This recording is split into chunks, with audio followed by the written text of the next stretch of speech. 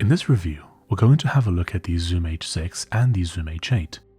We'll discuss what they're good for, which one is better, and we'll also cover issues that they both have. To start off, let's discuss how many inputs each recorder has.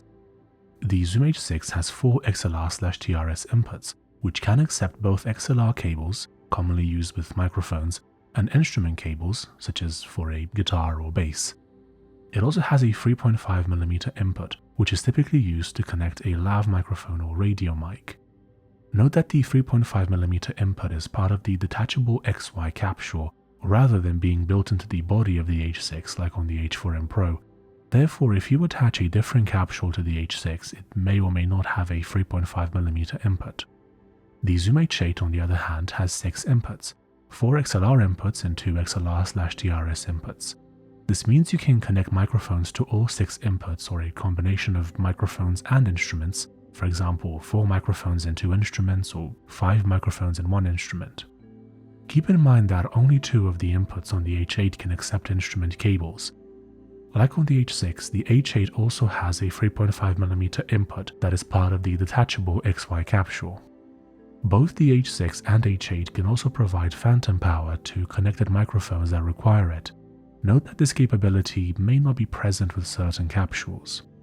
As for microphones, the choice of which to use will depend on your intended use for the recorder. For example, the Shure SM7B is a highly regarded option if you're doing voice work such as podcasting. If you want to see the complete audio recording setup that I use, there are links down below where you can learn more about it in detail. In terms of how many inputs you actually need, it really depends on your intended use for the recorder. If you just want to quickly record sound effects or ambience, you may not need any inputs at all. On the other hand, if you want to experiment with external microphones or record instruments, the number of inputs you need will depend on how many microphones or instruments you plan to use. For example, if you're podcasting and expect to need more than 2 microphones, the H8 would be a good choice. If you're just making content by yourself, you likely won't need more than 2 inputs. As a brief note, it is possible to use the H8 with more than 6 inputs using the right hardware, but we'll discuss that a bit later on in the review. Next, let's discuss battery life.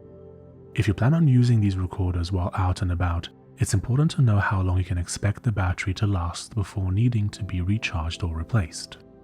According to Zoom, the H6 has a rated battery life of up to 20 hours, while the H8 is rated for around 10 hours. However, actual battery life can vary based on a number of factors, such as the type and brand of AA batteries used, the number of microphones connected and whether they are using phantom power, and whether the screen is always on and bright. To ensure you have enough battery life for your recording needs, it's a good idea to carry spare AA batteries with you or use a power bank. Alternatively, you can purchase an accessory pack for each recorder that includes an adapter and charging cable, allowing you to power the recorder via a wall outlet. If you're interested in these accessory packs, there are affiliate links available below. If you're wondering why the H8 would have significantly lower battery life, if you think about it, it makes sense. It has a touch-sensitive screen, quite a few apps you can use, plus more inputs. As a result, its battery will be drained quite a bit faster. Now let's consider the price. The Zoom H8 is more expensive than the H6. The cost of these devices can vary depending on your location, so if you'd like to see the current prices for the H6 and H8 in your country, there are affiliate links available below. I also include affiliate links for sites like eBay in case you'd like to buy them on the second-hand market. The Zoom H6 has a small LCD display that is located at the bottom of the unit. The display shows information such as battery status, current recording format, and general info related to the status of your recording. It is not a particularly large or high-resolution display, but it is sufficient for most basic tasks. The Zoom H8 has a larger and more sophisticated display that is located at the bottom of the unit as well. It is a bit nicer than the H6 and it is also touch-sensitive. Since the H8 also offers the use of apps, which the H6 does not, the touch-sensitive screen definitely comes in handy. Because of the nature of both screens, they also make it a lot easier to use these devices in low-light situations or even at night. Now, let's discuss versatility. How useful are these devices in different scenarios and how versatile are they? First, it's important to note that the H6 has fewer inputs than the H8. If you need to connect multiple microphones or instruments to your recorder, the H8 will be better suited for this purpose.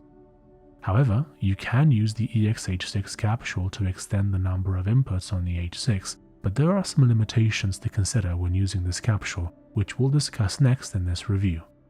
On the other hand, if you don't need many inputs, the H6 may be a more suitable option due to its smaller size and lower profile. Now, let's move on to discussing capsules. So both the Zoom H6 and H8 can use capsules. I'm going to run through all of them, including a few ones that are H8 only.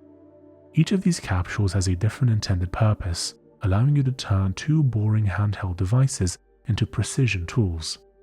Much like cameras, you get the body, usually with a kit lens, that can kind of do everything, but not very well. Once you figure out how to use that lens, you can then purchase other lenses which are more specialized and specifically designed for certain uses. Now, let's have a look at them one by one and see what they can do. The XYH6 capsule. The XYH6 capsule features two high-quality condenser microphones arranged in a stereo XY configuration, which allows you to capture a wide stereo image. The XYH6 capsule is ideal for recording live music, podcasts, interviews, field recordings, and more. You can think of the XYH6 kind of like a kit lens for your camera. It's pretty good at everything and is considered more of a general-purpose capsule. The MSH6 capsule. The MSH6 capsule is a mid-side stereo mic capsule. It features one unidirectional microphone that captures the center channel, mid, and one bidirectional microphone that captures the left and right channels, side. The MSH6 capsule allows you to adjust the stereo width of your recordings in post-production, giving you greater control over the stereo image. The XYH5 capsule. The Zoom XYH5 capsule is a detachable microphone capsule that comes by default with the Zoom H5. It has a shock mount to minimize vibrations that can be picked up by the microphone and end up in the recorded audio. This can be especially useful for reducing handling noise when holding the recorder or vibrations that may be transmitted through the microphone stand. The XYH5 is a general-purpose capsule that is suitable for a wide range of recording applications. It's like the XYH6 but better due to the built-in shock mounts. The SGH6 capsule. The Zoom SGH6 capsule is designed to capture a highly directional mono signal, allowing you to focus on a specific sound source and capture it clearly while minimizing background noise. This is actually my favorite Zoom capsule. I'll explain why a bit later on in the review. The EXH6 capsule. The Zoom EXH6 allows you to connect two additional XLR microphones to your digital audio recorder, making it useful for recording sound effects from multiple perspectives, field recordings, instruments, bands, or podcasts. It is important to note that this capsule does not provide phantom power to connected microphones, so you should ensure that your microphones do not require it before using this capsule. The SSH6 capsule. The Zoom SSH6 is a unique microphone with a super-directional mic that focuses on sounds coming from the front and a bidirectional side mic that captures sounds from the left and right. This capsule is ideal for recording dialogue on set and allows for flexibility in post-production to mix in the amount of desired ambient sound. The XAH8 capsule. The Zoom XAH8 offers a combination XY/AB microphone configuration. The XY pattern provides a tighter stereo field, while the AB pattern captures a wider stereo field. This allows you to choose the best pattern for the specific sound you want to record, such as ambience or sound effects. There are no hard and fast rules for using this capsule, but it is intended to provide flexibility in recording options. The VRH8 capsule. The Zoom VRH8 is designed for use with the Zoom H8. It is an ambisonic microphone, which means that it is capable of capturing full 360-degree audio. The capsule has a built-in accelerometer to ensure proper alignment and an onboard ambisonic decoder to handle any necessary conversions. These features make the VRH8 capsule well suited for capturing immersive audio experiences such as virtual reality or spatial audio recordings. The EXH8 capsule. The Zoom EXH8 is specifically designed for use with the Zoom H8 and offers a really interesting feature. It has 4 additional inputs in addition to the 6 built-in inputs on the H8 and can provide phantom power to these extra inputs when connected to a power source. While it is less portable when connected to a power source, it is useful for recording podcasts, large musical ensembles, or sound effects from multiple perspectives when a large number of microphones are required. By the way, if you're finding this video to be helpful, don't forget to leave a like. One common use for these devices is recording voice. How well do they perform for this purpose, and how can you customize them to meet your needs? A while back I needed a portable and effective recording setup that I could take with me while traveling. It had to be small enough to fit in a pocket in my bag so I could easily take it out and record without sacrificing audio quality. To address the issue of potentially noisy or reverberant environments, I chose to bring a Zoom H6 with the Zoom SG-H6 capsule, which is very directional and primarily picks up sounds from the front while largely ignoring sounds from the sides or back. This setup allowed me to record much cleaner audio in a variety of environments. The H6 and H8 would have also worked, but I preferred the feel of the H6 and it fit better in the pocket of my bag along with the SG-H6 capsule. As a quick side note, I have reviewed many Zoom H series recorders on this channel, and I am also starting to review Tascam recorders. By this point, I've also compared many of them to each other. If you'd like to have a look at that playlist, you can either find links down below or click the card in the top right corner. Before we move on, I also want to add something. You can obviously record your voice with the built-in XY mics on any of these recorders. The problem is that those mics are intended more for general use. They are kind of like a kit lens on a camera. They'll record your voice, but they'll also pick up a lot of the reverberations around the room and other noises. I chose the SG-H6 capsule specifically because it ignores a lot of those other sounds. Next, can the Zoom H6 and H8 be used as audio interfaces? Yes, both of these devices can be used for that purpose. The process for using them as an audio interface may be slightly different for each device, but you can find the option by going into the menu. What about sound quality? Both the Zoom H6 and H8 are suitable for recording music, voice, concerts, instruments, sound effects, Foley, and other audio needs. They produce the same quality audio. However, the H8 is more versatile due to its many inputs. When are these devices not well suited for recording?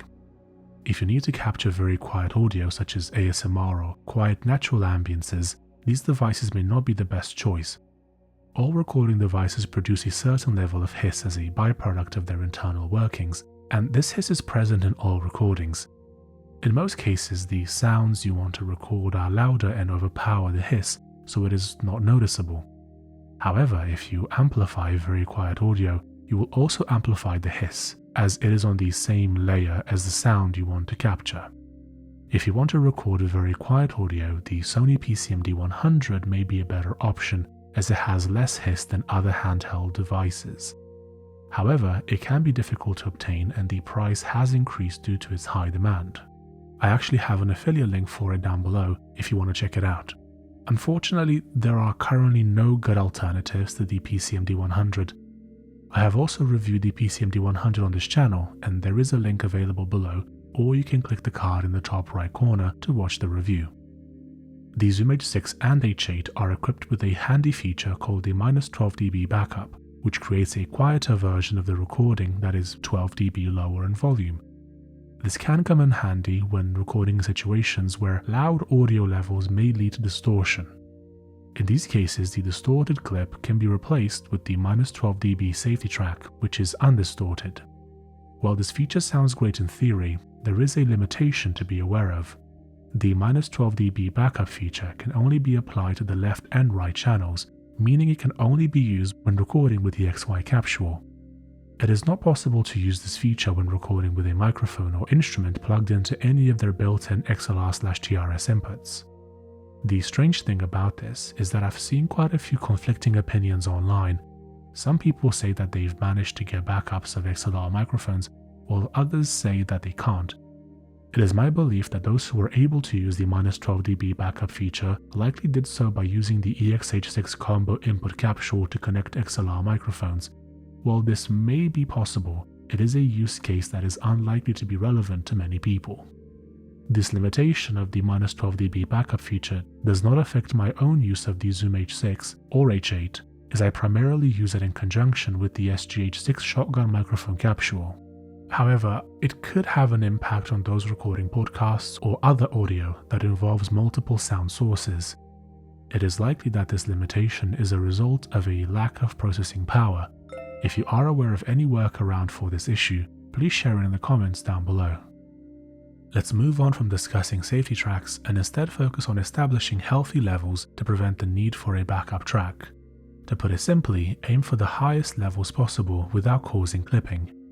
To achieve this in practice, set your level so that the peak does not exceed -6 dB, aim to maintain an average around -12 dB, and keep softer sounds at around -20 dB. You may come across various opinions on how to set levels while searching online. However, use the numbers I provided as a starting point and experiment with your device to find the levels that best work for you. It is important to keep in mind that it's better to err on the side of caution and set the levels too low rather than too high. High levels can lead to distortion in your recording, which would make it unusable.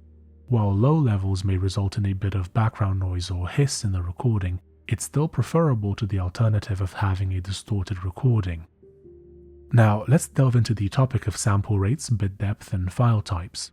I'll provide information on the options available for the Zoom H6 and H8 and guide you on which to use.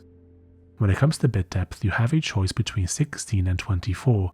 For the best quality recording, it's recommended to use 24-bit. In terms of file type, always use WAV files, as they are known to produce a file with a lot of audio information, which would simply be lost in an MP3 file.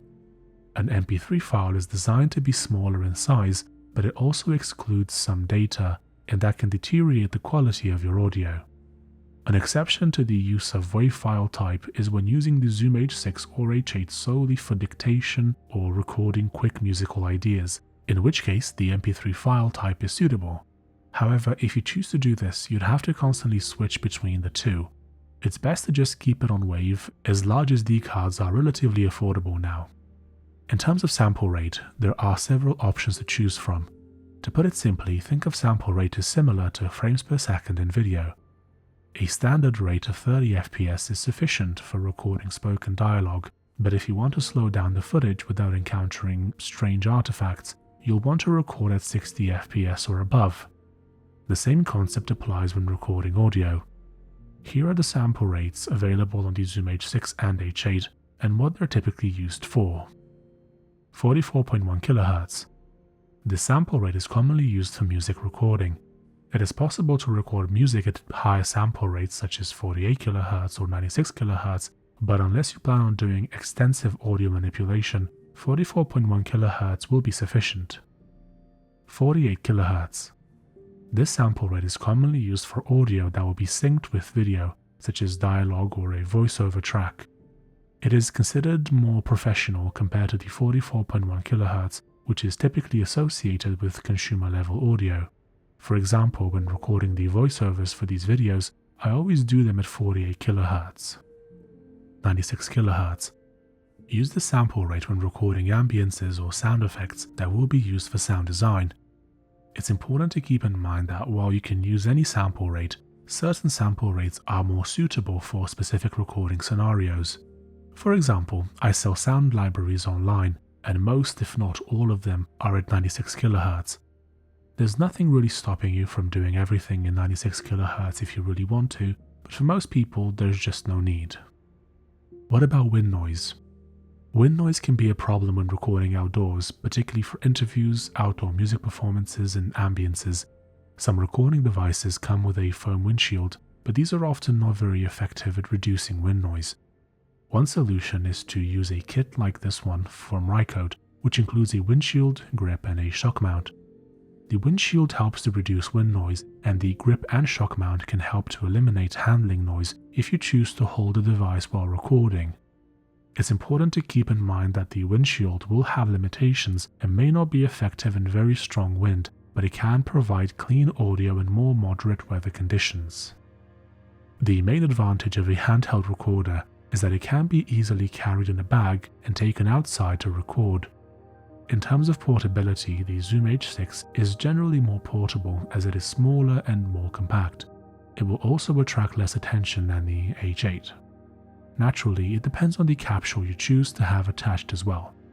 Now, you might have the idea to just remove the capsule, put those white tabs back in, and just assemble it on location. The problem is that those tabs that keep dust from getting into the device when uncoupled, they tend to get lost very easily. I also can't seem to find anywhere online where you can buy replacements. Do these devices have built-in guitar effects?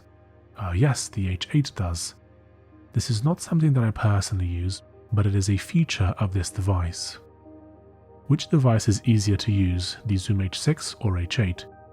In my experience, the H8 would be slightly easier to use due to its touchscreen.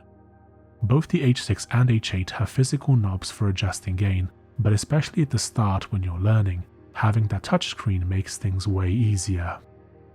How do the Zoom H6 and H8 compare in terms of build quality? I would say that they are equivalent. While they are built differently and priced differently, the H6 does not necessarily feel less premium compared to the H8. In terms of size, the H6 measures around 77.8 by 152.8 by 47.8 mm, or 3.06 by 6.01 by 1.88 inches, and weighs around 280 grams or 9.88 ounces. The H8 measures 116.4 by 163.3 by 48.6 mm, or 4.58 by 6.43 by 1.91 inches, and weighs around 354 grams or 12.49 ounces. So you know, there is a lesser known issue with these recorders where the rubberized coating can become sticky to the touch after a few years of use. This is not specific to Zoom recorders, but to devices with this type of coating. There are methods of removing the stickiness, but I wouldn't recommend any specific ways of removing it as some might damage your recorder. Okay, so what about storage? Both the Zoom H6 and H8 do not have internal storage, but they do support SD cards. The H6 can take SD cards with a maximum capacity of 1 TB, while the H8 can accept SD cards with a maximum capacity of 512 GB. This is according to the official Zoom spec sheets, by the way. I'm not sure why the H6 can handle larger cards than the H8, but that's what the official website says. In reality, you won't need anything near that anyway. If you are recording in stereo at 24-bit by 48 kHz, a 32GB SD card should allow you to record for approximately 2000 minutes, or 33 hours. That's more than enough for 99.99% of people out there. Okay, so in conclusion, which one should you buy? Obviously the H6 is the more affordable one of the two, that's pretty obvious. If you just need to connect up to 4 mics to it, the H6 will do just fine. It can provide phantom power to the 4 mics, you can adjust the gain via the gain wheels on the body, and you also have access to most of the capsule range.